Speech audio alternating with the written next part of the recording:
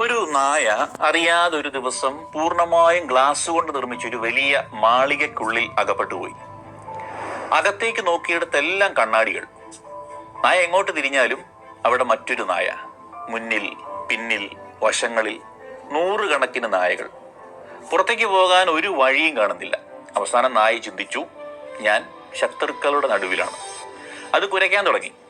കണ്ണാടിയിൽ കാണുന്ന നായകളെ ആക്രമിക്കാൻ ചാടി. അവരും തന്നെ പോലെ കുരയ്ക്കുന്നു, അവരും ആക്രമിക്കാൻ വരുന്നു. രാത്രി മുഴുവൻ നായ പോരാടി. പ്രഭാതത്തിൽ കാവൽക്കാർ വന്ന് വാതിൽ ഇങ്ങനെ തുറന്നപ്പോൾ അവിടെ കിടന്നിരുന്നത് ആ നായയുടെ ചത്ത ശരീരം മാത്രമാണ്. ചുറ്റും നോക്കിയപ്പോൾ മറ്റൊരു നായ പോലും ഉണ്ടായിരുന്നില്ല. അവിടെ ഉണ്ടായിരുന്നത് കണ്ണാടികൾ മാത്രം. കണ്ണാടികൾ മാത്രം. ഒന്ന് ചിന്തിച്ചു നോക്കൂ, നമ്മുടെ ജീവിതവും ചിലപ്പോൾ ഇതുപോലല്ലേ? നമ്മൾ പുറത്തുള്ള ലോകത്തോട് യുദ്ധം ചെയ്യുകയാണെന്ന് കരുതും. പക്ഷേ പലപ്പോഴും നമ്മൾ യുദ്ധം ചെയ്യുന്നത് നമ്മുടെ തന്നെ ചിന്തകളോടാണ്. അവൻ എന്നെ ഇഷ്ടപ്പെടുന്നില്ല, അവൾ എന്നെ വേദനിപ്പിക്കും, എനിക്കിത് ചെയ്യാൻ കഴിയില്ല, ഞാൻ തോൽക്കും, അവർ എന്നെ ഉപേക്ഷിക്കും. ഇങ്ങനെയുള്ള ചിന്തകൾ കൊണ്ട് മാത്രം നമ്മൾ എത്ര ബന്ധങ്ങളാണ് നഷ്ടപ്പെടുത്തിയത്? തോൽക്കുമെന്ന ഭയത്തിൽ എത്ര അവസരങ്ങളാണ് നമ്മൾ തന്നെ ഉപേക്ഷിച്ചത്? ആരും നമ്മളെ വെറുക്കുന്നില്ലെങ്കിലും വെറുക്കുന്നുവെന്ന് കരുതി എത്ര മനുഷ്യരിൽ നിന്ന് നമ്മൾ അകന്നുപോയി. പലപ്പോഴും നമ്മുടെ ഏറ്റവും വലിയ ശത്രു നമ്മുടെ ചുറ്റുമല്ല, നമ്മുടെ ഉള്ളിലാണ്. കണ്ണാടി ഒരിക്കലും നമ്മളെ ആക്രമിക്കുന്നില്ല. അത് ചെയ്യുന്നതൊന്നു മാത്രം, നമ്മൾ അതിന് മുന്നിൽ നിൽക്കുമ്പോൾ നമ്മളെ തന്നെ തിരിച്ചു കാണിക്കുന്നു. അതുകൊണ്ട് ലോകം മുഴുവൻ നമുക്കെതിരെ നിൽക്കുന്നു എന്ന് തോന്നുന്ന ഒരു നിമിഷം ഒന്ന് നിശബ്ദമായി കണ്ണാടിയിലേക്ക് നോക്കൂ. ഒരുപക്ഷെ നിങ്ങൾക്ക് ചുറ്റും ശത്രുക്കളൊന്നുമില്ല. നിങ്ങളുടെ ഭയത്തിന്റെ പ്രതിഫലനം മാത്രമായിരിക്കും അവിടെ. കാരണം നിങ്ങൾ ലോകത്തെ കാണുന്നത് എങ്ങനെയാണോ അങ്ങനെയല്ല. നമ്മുടെ ഉള്ളിൽ ലോകം എങ്ങനെയാണോ അങ്ങനെയാണ്. Change the thought and sometimes the whole world changes. ഒരു നായ അറിയാതെ ഒരു ദിവസം പൂർണ്ണമായും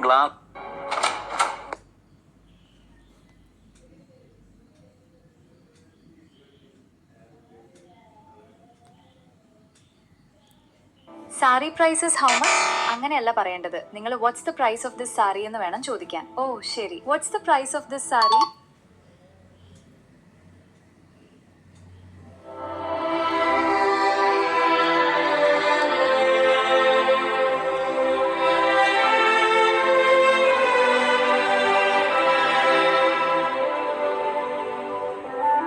തോമാസും നാരായണനും രണ്ടു വ്യത്യസ്ത മതപാരമ്പര്യങ്ങളിൽ കൂടി വന്നവരും വ്യതിരിക്തമായ വിശ്വാസങ്ങളിൽ വളരുന്നവരുമാണെന്ന യാഥാർത്ഥ്യം ആദരിക്കണം.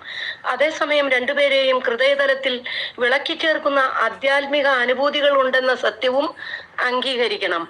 യാഥാർത്ഥ്യത്തിന്റെ സാഹല്യതയെ അതിന്റെ അനന്തമായ വൈവിധ്യത്തിലും ആഴമായ ഏകത്വത്തിലും കാണാൻ ശ്രമിക്കുന്ന ആധ്യാത്മിക പ്രക്രിയയാണ് സമന്വയം. അപരനിലെ അപരത ആദരിക്കുകയും അതിന് സാഹല്യതയുമായുള്ള ബന്ധത്തിൽ അർത്ഥമുണ്ടെന്ന് അംഗീകരിക്കുകയും ചെയ്യുന്നിടത്താണ് സമന്വയം വിടരുന്നത്. ഓരോ മതത്തിൻ്റെയും സ്വക്രിയ വൈശിഷ്ട്യം മനുഷ്യകുലത്തിന്റെ വിശാലമായ ആധ്യാത്മിക വികാസ പരിണാമത്തിന്റെ ഭാഗമായി ആദരവോടെ ദർശിക്കുമ്പോഴാണ് സമന്വയത്തിന്റെ സംസ്കാരം വളരുന്നത്. ഏഷ്യൻ മെത്രാൻ സമിതി സെമിനാർ പ്രസ്താവന 28/10/1995. ഒരു സംഗീത കച്ചേരിയുടെ രംഗം നിരീക്ഷിക്കുക. എത്രയോ വൈവിധ്യമാർന്ന സംഗീത ഉപകരണങ്ങളാണ് അവിടെയുള്ളത്. വീണ, വയലിൻ, തബല, മൃദളം, ഓടക്കുഴൽ, കൈത്താളം മുതലായവ. ഓരോന്നിനും അതാതിന്റെ സ്വരമാധുരിയുണ്ട്. വീണ ഓടക്കുഴലാകുകയോ തമ്പുരം തബലയുടെ സ്ഥാനം പിടിച്ചുപറ്റുകയോ ഇല്ല. ധന്യമായ വൈവിധ്യം. എന്നാൽ സ്വരരാഗപ്രവാഹത്തിൽ എല്ലാത്തിൻ്റെയും സ്വരങ്ങൾ ലയിച്ചു ചേരുന്നു. ആഴമായ ഏകത്വം. സംഗീതത്തിന്റെ താളലയത്തിൽ വൈവിധ്യമാർന്ന സംഗീതോപകരണങ്ങൾ ഒന്നു ചേരുന്നതിലാണ് സൗന്ദര്യാനുഭൂതി. ഇതാണ് സമന്വയം. മറ്റൊരു ചിത്രം.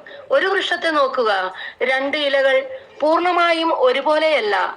രണ്ട് ശാഖകൾ ഒരേ രൂപത്തിൽ വളരുന്നില്ല. ധന്യമായ വൈവിധ്യം. എല്ലാ ഇലകൾക്കും ജീവൻ പകരുന്ന, എല്ലാ ശാഖകളെയും പരിപോഷിപ്പിക്കുന്ന ഒരൊറ്റ ജീവരസത്തിന്റെ അദൃശ്യമായ പ്രവാഹമുണ്ട് വൃക്ഷത്തിൽ. ഈ ജീവൽ പ്രവാഹത്തിൽ വൃക്ഷം മുഴുവൻ ഒന്നാണ്. ആഴമായ ഏകത്വം, സമന്വയത്തിന്റെ സജീവമായ നിദർശനമാണ് വൃക്ഷം. ദിവ്യമായ ഒരേ ഒരു വൃക്ഷത്തിൽ ഒരൊറ്റ ദിവ്യാത്മാവിനാൽ പരിപുഷ്ടമാകുന്ന വൈവിധ്യമാർന്ന ശാഖകൾ പോലെയല്ലേ ലോകമതങ്ങൾ? അവയിൽ വളരുന്ന ചില്ലകളല്ലേ മതവിശ്വാസികൾ? അവയിൽ തെളിയുന്ന ഇലകളും അവയിൽ വിടരുന്ന പൂക്കളും പോലെയല്ലേ ഉദാത്തമായ മതാനുഭൂതികൾ? നമ്മുടെ ശരീരം തന്നെ സമന്വയത്തിന്റെ ഉത്തമ ഉദാഹരണമാണ്. വിവിധങ്ങളായ അവയവങ്ങൾ, ഓരോന്നിനും തനതായ പ്രവർത്തനം, അവയിലൂടെ വികസിക്കുന്നതാകട്ടെ ഒരൊറ്റ ജീവൻ. പരമാണുവിന്റെ ഘടനയിലും സമന്വയ പ്രക്രിയയുണ്ട്. പ്രോട്ടോൺ, ന്യൂട്രോൺ, ഇലക്ട്രോൺ എന്നിവയുടെ ചലനാത്മകമായ പാരസ്പര്യം വാസ്തവത്തിൽ നമുക്ക് ഉള്ളിലും പുറത്തും പ്രപഞ്ചത്തിൽ എവിടെയും വിടരുന്നത് സർവാശ്ലേഷകമായ സമന്വയ പ്രക്രിയയാണ്. മതങ്ങളിലെ വൈവിധ്യത്തെ ദൈവത്തിന്റെ പദ്ധതിയുടെ ഭാഗമായി തന്നെ അംഗീകരിക്കണം. ജോൺ പോൾ രണ്ടാമൻ, റോം 22/12, 1986. ഒപ്പം അധ്യാത്മതയുടെ തലത്തിലുള്ള ഏകത്വത്തെ ദൈവാത്മാവിന്റെ സാന്നിധ്യത്തിന്റെ പ്രവർത്തന ഫലമായി ദർശിച്ച് ആദരിക്കണം. ജോൺ പോൾ രണ്ടാമൻ, രക്ഷകന്റെ ദൗത്യം 28. ഇതാണ് മതസമന്വയ ദർശനം. ഇതിലൂടെ മാത്രമാണ് ലോക ജനതകളിൽ സമാധാനവും സഹകരണവും സാധ്യമാകൂ. വിവിധ മതവിശ്വാസികളായവർ ദൈവം നിശ്ചയിച്ചിരിക്കുന്ന ലക്ഷ്യത്തിലേക്ക് സഹതീർത്ഥാടകരായി പരസ്പരം വഴികാട്ടികളായി നീങ്ങുക. ഇതാണ് മനുഷ്യകുലത്തിന്റെ മുന്നോട്ടുള്ള ചരിത്ര പ്രയാണത്തിൽ ദൈവം ആവശ്യപ്പെടുന്നത്. സമാധാനത്തിലും സമവായത്തിലും നാം ഒന്നിച്ചു ചുവടുകൾ വെക്കുന്നില്ലെങ്കിൽ പരസ്പരം തെറ്റിത്തിരിഞ്ഞ് നമ്മെ തന്നെയും മറ്റുള്ളവരെയും നാം നശിപ്പിക്കുകയേയുള്ളൂ. ജോൺ പോൾ രണ്ടാമൻ, അസീസി 27/10, 1986. മതങ്ങളിലെ വൈവിധ്യം, വിശ്വാസം, ദിവ്യത പരമനിഗൂഢതയാണ്. സർവാന്തര്യാമിയും സർവാതിശായിയുമായ സാന്നിധ്യമാണത്. അതിൽ നാം എല്ലാം ജീവിക്കുന്നു, ചരിക്കുന്നു, വളരുന്നു. അപ്പോസ്തലർ പ്രവർത്തനം 17:28. അപരിമേയമായ ദിവ്യതയെ പറ്റിയുള്ള ഏതൊരു അനുഭൂതിയും പരിമിതമാണ്. യേശുവിലൂടെ ദൈവത്തിന്റെ ആത്മദാനം അനുഭവിച്ചറിയുന്നതിൽ നിന്ന് ക്രിസ്തീയ വിശ്വാസം വിടരുന്നു. ഹൃദയം നൽകുക എന്നാണ് ഇതിന്റെ വാചാർത്ഥം. ശ്രദ്ധ എന്ന സംസ്കൃത പദത്തിന്റെയും അർത്ഥസൂചന ശ്രവിക്കുന്ന ഹൃദയം എന്നാണ്. ഉൾത്തടം, ദിവ്യതയുടെ നേരെ നിരുപാധികം തുറക്കുന്നത് വിശ്വാസം.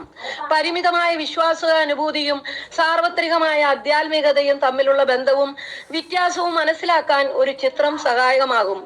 ശുദ്ധജലത്തിന്റെ ഉറവകളിൽ നിന്ന് സ്വച്ഛന്തമായി ഒഴുകുന്ന ഒരു നദി, അത് എല്ലാവരുടേതുമാണ്, എന്നാൽ ആരുടെയും സ്വന്തമല്ല. നദിയിലേക്കുള്ള പ്രവേശനം സാധ്യമാകുന്നത് സ്വന്തമായ കടവിലൂടെ.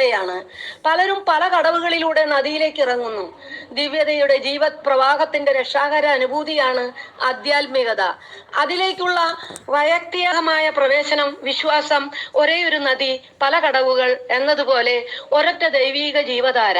വിവിധങ്ങളായ വിശ്വാസ അനുഭൂതികളിലെ വൈവിധ്യം ആദരിക്കണം. ആധ്യാത്മികതയിലെ ഏകത്വം അംഗീകരിക്കണം. പ്രതീകം, വിശ്വാസം പ്രതീകങ്ങളിലൂടെ പ്രകടമാകുന്നു. എന്താണ് പ്രതീകം? തനതായ അർത്ഥതലത്തിൽ സംവഹിക്കുന്നതും എന്നാൽ അവയ്ക്ക് അപ്പുറത്തുള്ള അർത്ഥമാനങ്ങൾ ഉൾക്കൊള്ളുന്നതുമാണ് പ്രതീകം. പ്രതീകങ്ങളിലൂടെ മാത്രമേ മനുഷ്യ മനസ്സിൽ ദൈവാനുഭവം പ്രകടമാക്കാനാകൂ. നാമരൂപങ്ങളിൽ കൂടിയേ ദിവ്യതയെ പറ്റി പറയാനാകൂ. ദൈവത്തെ സൃഷ്ടാവ്, പിതാവ്, അള്ളാഹു, ബ്രഹ്മൻ എന്നിത്തരം നാമങ്ങളിൽ നിർദ്ദേശിക്കുമ്പോൾ ഓരോന്നിനും തനതായ അർത്ഥവൈശിഷ്ടമുണ്ട്. എങ്കിലും ഒരു നാമത്തിലും ഒതുങ്ങാത്ത പരമനിഗൂഢതയാണല്ലോ ദിവ്യത. ഒരു രൂപത്തിലും തറച്ചു നിൽക്കാത്ത സാന്നിധ്യം. കാറ്റ് അതിനിഷ്ടമുള്ളിടത്തേക്ക് വീശുന്നു. അത് എവിടെ നിന്ന് വരുന്നുവെന്നോ എവിടേക്ക് പോകുന്നുവെന്നോ ആർക്കും അറിയാനാകില്ല. അതുപോലെയാണ് ദൈവാത്മാവിന്റെ പ്രവർത്തനം. യോഹന്നാൻ 3:8. വിശ്വാസത്തിന്റെ പ്രകാശന രൂപമാണ് മതം. മതത്തിന്റെ അകക്കാമ്പാണ് വിശ്വാസം. മതം മനോമണ്ഡലത്തിൽ തെളിഞ്ഞ് ബഹിർമുഖമായ മേഖലകളിൽ രൂപമെടുക്കുന്നു. വിശ്വാസ അനുഭൂതി ബുദ്ധിയിൽ ഉണരുന്നു. ദൈവാനുഭവത്തിലേക്ക് തുറക്കുന്ന ഉൾക്കണ്ണാണ് ബുദ്ധി. സെന്റ് അഗസ്റ്റ്യൻ അതിനെ വിശ്വാസത്തിന്റെ കണ്ണ് എന്ന് വിളിച്ചു. മതം കേവലം മതം എന്നൊന്നില്ല. ഏതൊരു മതവും സംസ്കാരബന്ധമായ ആപേക്ഷികമാണ്. അതാണ് മതത്തിന്റെ ശക്തിയും സൗന്ദര്യവും. അതുതന്നെയാണ് മതത്തിന്റെ പരിമിതിയും. 3 കാരണങ്ങളിലാണ് മതമേഖലയിൽ ഇത്തരം വ്യഭിചരണം സംഭവിക്കുന്നത്. രാഷ്ട്രീയ ശക്തികൾ അധികാരം ഉറപ്പിക്കാൻ വേണ്ടി മതവികാരങ്ങളെ ദുരുപയോഗിക്കുന്നു. വ്യവസായികൾ ലാഭം നേടാനായി മത സംവിധാനങ്ങളെ ചൂഷണം ചെയ്യുന്നു. മതമൗലികതയുടെ വാക്താക്കൾ അണികളെ ചൊൽപ്പടിയിൽ നിർത്താൻ മതസമന്വയങ്ങളിൽ ശണ്ട വളർത്തുന്നു. പാവനമായ മതമേഖലയെ വിഷലിപ്തമാക്കുന്നു. ഇവ മൂന്നും അസുര ശക്തികളാണ്. ഇവയുടെ സമ്മർദ്ദത്തിൽ മതസമുദായത്തിലും സംവിധാനത്തിലും തന്നെ രാഷ്ട്രീയവൽക്കരണവും കച്ചവടവൽക്കരണവും രൂക്ഷമായി നടക്കുന്നുണ്ട്. എല്ലാ മതങ്ങളും നേരിടുന്ന അപഭ്രംശമാണിത്. രണ്ട് നീർച്ചാലുകളിലൂടെയാണ് ദിവ്യമായ ജീവധാര മതമേഖലയിലേക്ക് ഒഴുകി ഇറങ്ങുന്നത്, മിസ്റ്റുക്കുകളിലൂടെയും പ്രവാചകന്മാരിലൂടെയും. आज मैं आप सभी को आपके फ़ोन से विज्ञापन हटाने का तरीका बताने जा रहा हूँ। बस वीडियो के नीचे दिए गए लिंक पर टैप करें, फ़ोन क्लीनिंग ऐप डाउनलोड करें और क्लीनिंग फीचर चालू करें।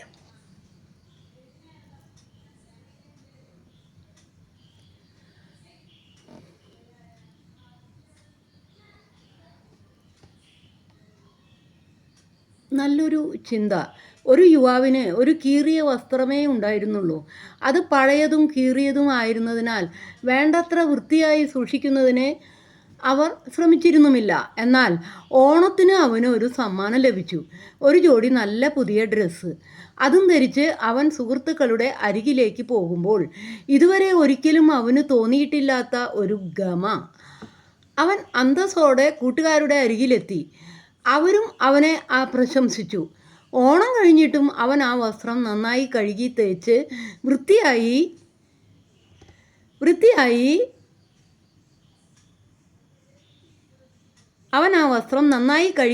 വൃത്തിയായി നടക്കുവാൻ തുടങ്ങി. ഇപ്പോൾ അവനിൽ തന്നെ ഒരു മാറ്റം. അന്തസ്സായി നടക്കണം അവൻ തീരുമാനിച്ചു. അങ്ങനെ അവനിൽ ഒരു പുതുക്കം ഉണ്ടായി. നല്ല വസ്ത്രവും നല്ല ഭക്ഷണവും ഓണത്തിൻ്റെ പ്രത്യേകതകളാണല്ലോ. പല പാവപ്പെട്ട കുടുംബങ്ങൾക്കും ഓണസമയത്ത് നല്ല ഭക്ഷണവും വസ്ത്രവും ലഭിക്കാറുണ്ട്.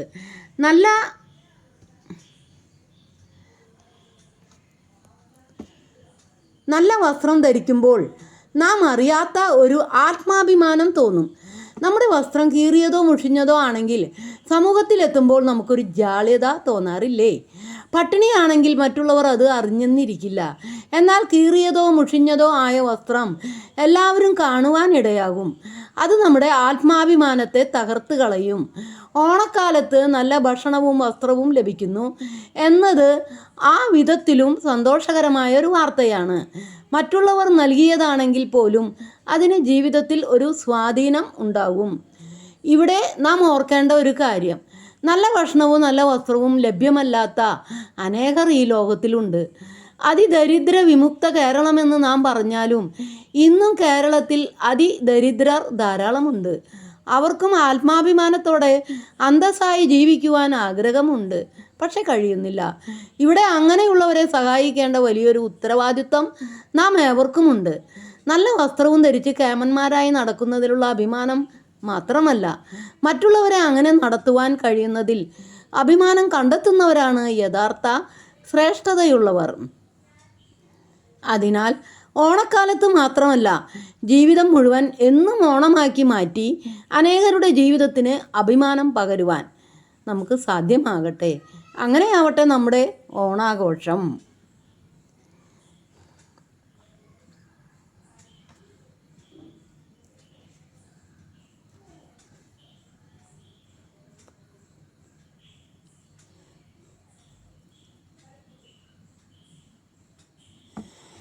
എന്നെപ്പോലുള്ളൊരു നികൃഷ്ടനെ രക്ഷിച്ച അത്ഭുതകരമായ കൃപ, എത്ര മധുരമായ ശബ്ദം.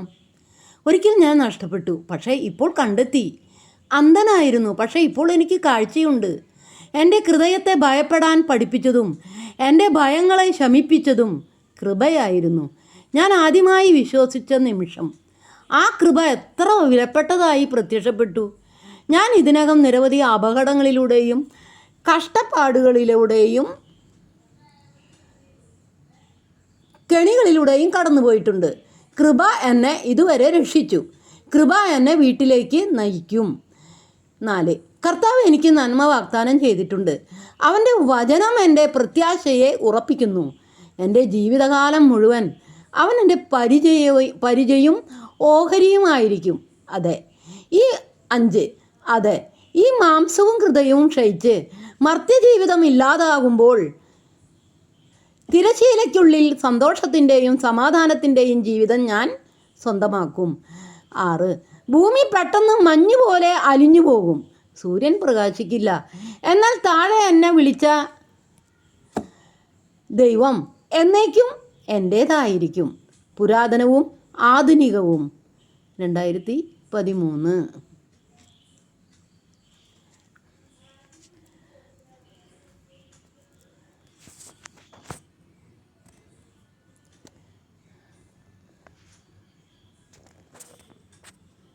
ഡോക്ടർ ശ്രീനിവാസ് ഷേണായി.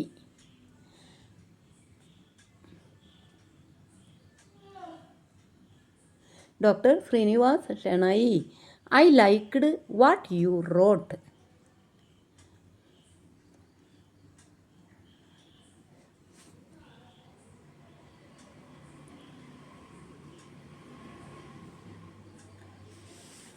അർജുന, സ്വർണത്തിനോ രത്നങ്ങൾക്കോ നമ്മെ എപ്പോഴും രക്ഷിക്കാൻ കഴിയില്ല. എന്നാൽ വിവേകത്തോടെയുള്ള അറിവ് ജീവിതത്തിലെ ഏത് പ്രതിസന്ധിയിലും നമുക്ക് വഴികാട്ടിയാകും. പുതിയ കാര്യങ്ങൾ പഠിക്കാൻ സമയം കണ്ടെത്തൂ. പുസ്തകങ്ങളും ജീവിതാനുഭവങ്ങളും നൽകുന്ന അറിവ് നാളെയുടെ പ്രതിസന്ധികളിൽ തുണയാകും. അറിവാണ് വലിയ ആയുധം. അർജുന, സ്വർണത്തിനോ രത്നങ്ങൾക്കോ നമ്മെ എപ്പോഴും രക്ഷിക്കാൻ കഴിയില്ല. എന്നാൽ വിവേകത്തോടെയുള്ള അറിവ് ജീവിതത്തിലെ ഏത് പ്രതിസന്ധിയിലും നമുക്ക് വഴികാട്ടിയാകും. പുതിയ കാര്യങ്ങൾ പഠിക്കാൻ സമയം കണ്ടെത്തൂ. പുസ്തകങ്ങളും ജീവിതാനുഭവങ്ങളും നൽകുന്ന അറിവ് നാളെയുടെ പ്രതിസന്ധികളിൽ തുണയാകും. അറിവാണ് വലിയ ആയുധം. അർജുന, സ്വർണത്തിനോ രത്നങ്ങൾക്കോ നമ്മെ എപ്പോഴും രക്ഷിക്കാൻ കഴിയില്ല.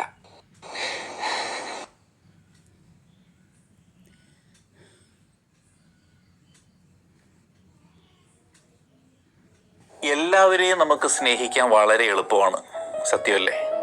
To love is very easy. ഒരു കുഞ്ഞിനെ കണ്ടാൽ, മുതിർന്ന പ്രായമുള്ളവരെ കണ്ടാൽ, അല്ലെങ്കിൽ ഒരു സുഹൃത്തിനെ കണ്ടാൽ സ്നേഹം തോന്നും. To love is easy. കാരണം സ്നേഹം നമ്മുടെ ഹൃദയത്തിൽ നിന്നാണ് തുടങ്ങുന്നത്. പക്ഷേ ടു ബി ലൗഡ് അത് നമ്മുടെ കയ്യിലല്ല. അത് മറ്റൊരാളുടെ ഹൃദയത്തിൽ സംഭവിക്കേണ്ട അത്ഭുതമാണ്. നമ്മൾ പലരെയും സ്നേഹിക്കും, പക്ഷേ ജീവിതത്തിൽ നമ്മൾ കരയുമ്പോൾ നമ്മളെക്കാൾ കൂടുതൽ തകരുന്ന എത്ര പേരുണ്ട്? നമ്മളൊരു ദിവസം വിളിച്ചില്ലെങ്കിൽ എന്തു പറ്റി എന്ന് ചോദിച്ച് വിളിക്കുന്ന എത്ര പേരുണ്ട്? നമ്മൾ ക്ഷീണിച്ചിരിക്കുമ്പോൾ നീ ഒന്ന് വിശ്രമിക്കുക, ബാക്കി ഞാൻ നോക്കിക്കൊള്ളാം എന്ന് പറയുന്ന എത്ര പേരുണ്ട് ജീവിതത്തിൽ? ലോകത്തിലെ ഏറ്റവും വലിയ സമ്പത്ത് പണമൊന്നുമല്ല. നമ്മളില്ലാത്തൊരു ദിവസം ഇന്ന് അവൻ ഉണ്ടായിരുന്നെങ്കിൽ, ഇന്ന് അവൾ ഉണ്ടായിരുന്നെങ്കിൽ എന്ന് ആത്മാർത്ഥമായി ആഗ്രഹിക്കുന്ന ഒരു മനുഷ്യനാണ് ആ ഒരു മനുഷ്യൻ. സ്നേഹിക്കുക അതൊരു വികാരമാണ്, പക്ഷെ സ്നേഹിക്കപ്പെടുക അത് നമ്മൾ ജീവിച്ച ജീവിതത്തിന്റെ തെളിവാണ്. ഒരാളുടെ ജീവിതത്തിൽ നിങ്ങളില്ലാതെ ജീവിക്കാൻ പ്രയാസമുള്ള ഒരാളായി മാറുക. To love is easy, but to be deeply, genuinely loved, that is the rarest gift a human being can ever receive. എല്ലാവരെയും നമുക്ക് സ്നേഹിക്കാൻ വളരെ എളുപ്പമാണ്.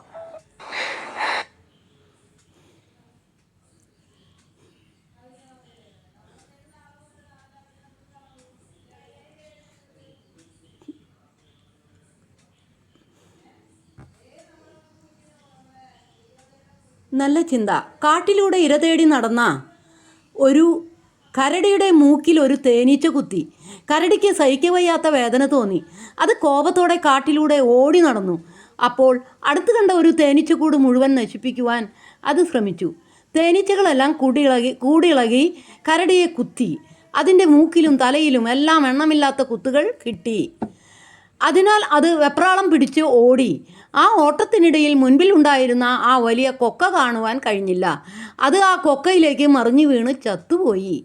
ആ കരടിയുടെ നാശത്തിന് യഥാർത്ഥ കാരണം എന്തായിരുന്നു?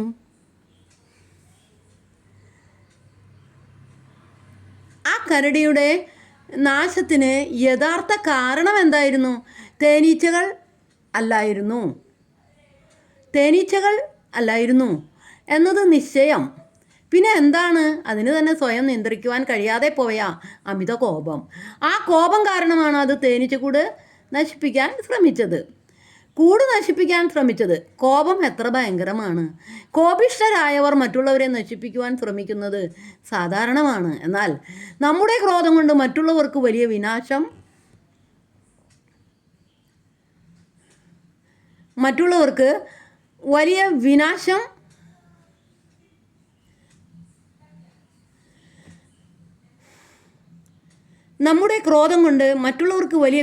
ഉണ്ടാക്കുവാൻ പലപ്പോഴും കഴിഞ്ഞു എന്ന് വരില്ല, എങ്കിലും അത് നമുക്ക് തന്നെ വരുത്തുന്ന വിനാശങ്ങൾ വളരെ അധികമാണ്. അതിൻ്റെ ഫലമായി പലപ്പോഴും സ്വന്തം നാശമാണ് സംഭവിക്കുക. കോപം മനുഷ്യൻ്റെ ശാരീരികവും മാനസികവുമായ ആരോഗ്യത്തെയും സാമൂഹിക ബന്ധങ്ങളെയും വികലമാക്കുന്നതാണ്. തെറ്റായ തീരുമാനങ്ങൾ എടുക്കാനും ബന്ധങ്ങൾ തകരാനും ഇത് കാരണമാകുന്നു. ഹൈ ബി.പിക്കും ഹൃദയരോഗത്തിനും കാരണമാകുന്നതിന് പുറമെ ഇത് ദഹന വ്യവസ്ഥയെ തകരാറിലാക്കുകയും രോഗപ്രതിരോധ ശക്തി കുറയ്ക്കുകയും ചെയ്യും. ഹൃദ്രോഗ സാധ്യത കൂടുന്നതിനും കാരണമായേക്കാം. ആകയാൽ കോപത്തെ നിയന്ത്രിക്കുവാൻ നാം ഏവർക്കും സാധിക്കണം. എൻ്റെ സൗകര്യം, എൻ്റെ സുരക്ഷ ഇവയ്ക്ക് ഭംഗം വരുമോ എന്ന ചിന്തയാണ് യഥാർത്ഥത്തിൽ കോപത്തിൻ്റെ അടിസ്ഥാനം. നമ്മെക്കുറിച്ച് തന്നെ നമുക്കുള്ള അമിതമായ ചിന്തയാണ് കോപമായി രൂപപ്പെടുന്നത്. ഞാൻ എന്ന ഭാവം ആർക്കും ഒരിക്കലും ഭൂഷണമല്ല. എല്ലാവരും എനിക്ക് വേണ്ടി എന്നാണ് അവരുടെ പ്രമാണം. മറിച്ച് ഞാൻ എല്ലാവർക്കും വേണ്ടി എന്ന് ചിന്തിക്കുവാൻ കഴിഞ്ഞാൽ നാം സൗമ്യതയുള്ളവരായി രൂപാന്തരപ്പെടും. നല്ലൊരു ചിന്ത.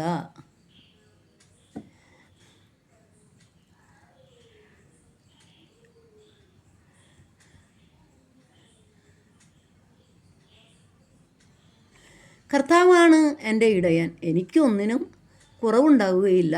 സങ്കീർത്തനങ്ങൾ 23:1.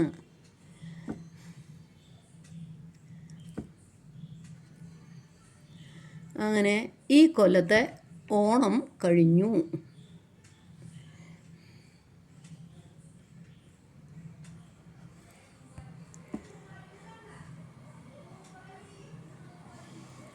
ഓരോ കൊല്ലത്തെയും ഓണത്തിൻ്റെ അന്ന് എല്ലാവർക്കും സന്തോഷമാണ്.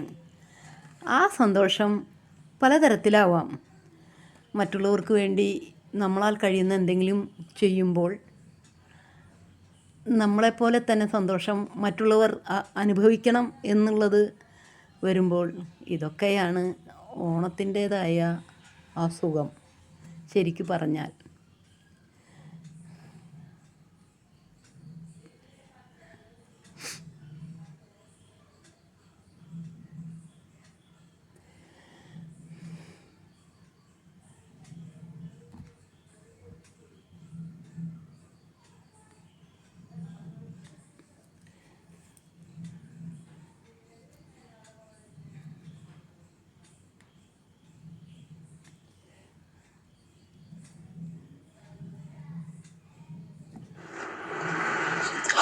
ഓണം വന്നല്ലോ, ഊഞ്ഞാലിട്ടല്ലോ, കൊടിയുടുത്തല്ലോ, ഉണ്ണിച്ചാടി മടഞ്ഞല്ലോ. കൂട്ടുകാരെ വരുന്നില്ലേ, വീട്ടിലിരുന്നാലോ, തൻ്റെ വരും മുൻപേ പന്ത് കളിക്കണ്ടേ, തൻ്റെ വരും മുൻപേ പന്ത് കളിക്കണ്ടേ. ഓണം വന്നല്ലോ, ഊഞ്ഞാലിട്ടല്ലോ, കോടിയുടിട്ടല്ലോ, ഉണ്ണിച്ചാടി മറഞ്ഞല്ലോ. കൂട്ടുകാരെ വരുന്നില്ലേ, വീട്ടിലിരുന്നാലോ, തൻ്റെ വരും മുൻപേ പന്ത് കളിക്കണ്ടേ, തൻ്റെ വരും മുൻപേ പന്ത് കളിക്കണ്ടേ. ഓണം വന്നല്ലോ, ഊഞ്ഞാലിട്ടല്ലോ, കൊടിയുടുത്തല്ലോ, ഉണ്ണിച്ചാടി മറഞ്ഞല്ലോ.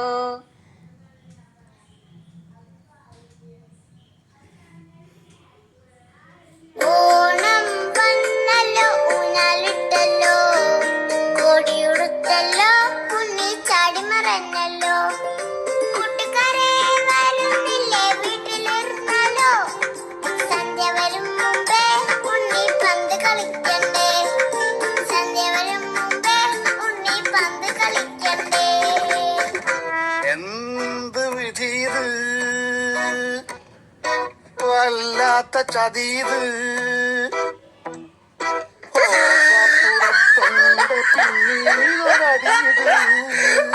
ഓണം വന്നല്ലോ, ഊഞ്ഞാലിട്ടല്ലോ, കൊടിയുടുത്തല്ലോ, ഉണ്ണിച്ചാടി മറഞ്ഞല്ലോ. കൂട്ടുകാരെ എല്ലാവർക്കും നല്ലൊരു ദിവസം ആശംസിച്ചുകൊണ്ട് പ്രാർത്ഥനയോടെ ഗുഡ് നൈറ്റ്.